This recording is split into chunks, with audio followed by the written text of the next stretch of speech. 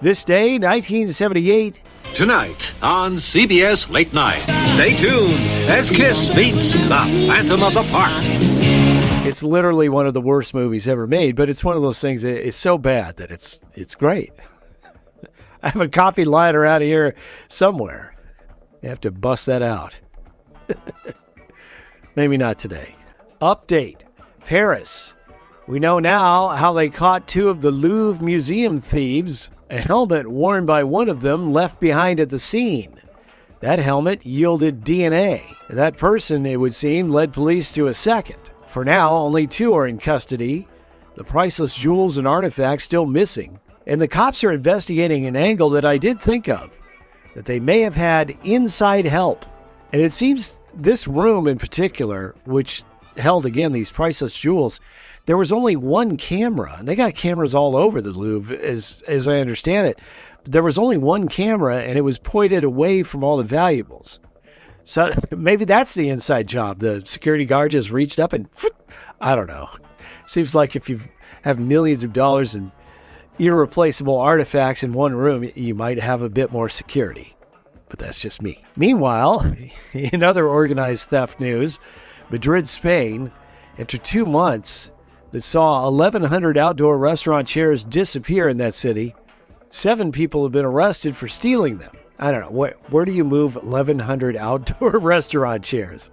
Seems like a lot of work for not that much of a payoff. Maybe they just have a lot of friends, I don't know. Biddleburg in Pennsylvania, well, it is called the Redneck Bar and Grill. The Watering Hole posted pictures on social media of their recent Halloween throwdown. And in the group photo, we see one of the costumes is someone dressed as a KKK member, and they're holding a noose. That picture has since been removed. Lumberton, North Carolina, a cop pulled over a motorist speeding away from a parking lot and discovered the reason that the motorist was speeding was because he had shot himself in the leg. He told the cop he had the gun in the waistband of his sweats, and that when he went to move the gun, it went off. So you got one in the chamber, and it's just sticking there in your waistband. You've been watching too many movies, my friend. Go buy a holster. Franklin Township, New Jersey. Local cop in trouble for how he conducted a shots fired investigation back in August. First, the officer stopped at the home of the first witness who had called 911, took their statement. After that, Officer Kevin Bolero told dispatch he was on his way to interview the other callers, but he drove in the opposite direction a couple of miles, stopped at an ATM, and then sat down and enjoyed a pizza for an hour. He then went to a different restaurant. They have all this in tracking data. Then I guess he just went home for the night. The next day, the bodies of 2 people were found in a home there. That was the shooting he was supposed to be investigating. Accused of the double murder, a New Jersey state policeman. So that certainly raises eyebrows. Was this some sort of slow walk? I don't know. There's no evidence that this officer knew of that.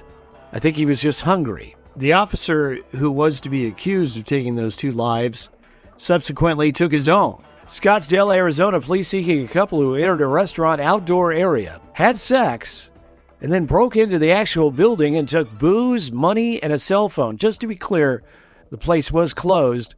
Unlike the Louvre, which was open for the day, as the brazen thieves broke in via a cherry picker to a second-floor window. I'm just fascinated by that story. I'm sorry. It's got me all wound up. Finally, Woodbury, New Jersey, after 6 years of this thing lingering in court, a 35-year-old woman has pleaded guilty to arson. In 2019, Tasia Russell was invited over to a man's home for a late-night booty call. When she arrived, he didn't let her in because he had fallen asleep. I would give anything to sleep that soundly, you know? I mean, one little peep and I'm awake. Anyway, she texted him, essentially saying, "I'm going to burn up your house with you in it." Well, it wasn't just bluster. She went to a convenience store at about 4 a.m, bought a lighter fluid, and matches. She returned to the home and set it on fire. The victim escaped with his life and suffered first and second-degree burns. His home a total loss. She'll be sentenced in January. The case has drug on for so long that Miss Russell has a 5-year-old son now. I don't believe the guy that she tried to burn up is the father. I suppose there's a non-zero chance of that. Maybe they worked things out after she burned his house down. I don't know. And with that, I thank you so much for listening, for your support. I do appreciate it so much. And we'll chat again tomorrow.